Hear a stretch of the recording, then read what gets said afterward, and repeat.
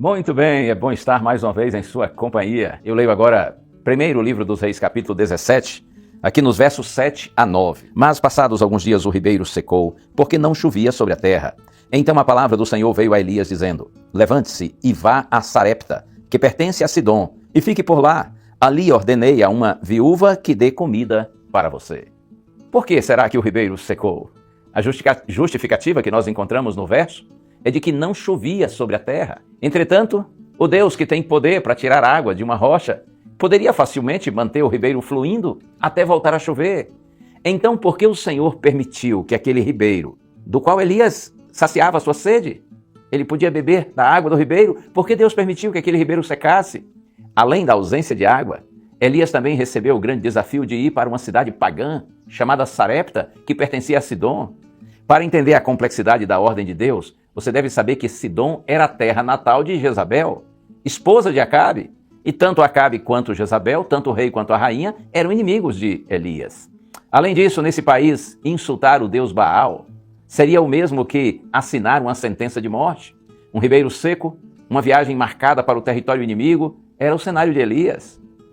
O ponto-chave para entender o propósito de Deus na situação caótica de Elias está no final do verso 9, quando Deus diz assim: ordenei a uma viúva que dê comida para você. Em meio aos adoradores de Baal, vivia uma viúva que temia ao Senhor. A viúva daria o alimento físico para Elias e ele, por sua vez, lhe entregaria um banquete espiritual. Elias foi a resposta do céu para o sofrimento daquela pobre mulher. Ela estava sofrendo com a escassez dos alimentos e vendo o seu filho padecer de fome. Mas tudo mudou com a chegada de um homem de Deus. Você consegue entender o porquê de o ribeiro ter secado? Se o ribeiro não tivesse secado, Elias permaneceria no esconderijo e a viúva de Sarepta jamais conheceria de perto o Deus de Israel e receberia suas bênçãos. Quando Deus fecha uma fonte, não é por acaso, mas sim por um propósito maior. Muitos de nós ficamos frustrados e até irados com Deus quando as portas se fecham.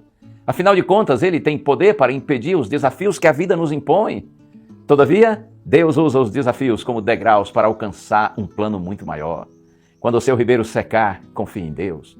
Por mais difícil que seja entender, o Senhor está no controle de tudo. Existe um propósito para essa dor. Há sempre um propósito superior de Deus se realizando na vida dos seus filhos.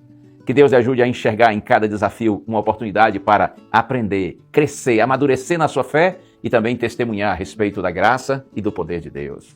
Vamos orar? Senhor, Tu sabes quantas vezes não entendemos muitas coisas que acontecem conosco e com pessoas que nós amamos, com gente que é fiel ao Senhor. Mas ajuda-nos, Pai, a mesmo sem entender, confiar em Ti, sabendo que há sempre um propósito superior do Senhor se realizando na vida dos Teus filhinhos. Oramos em Jesus. Amém.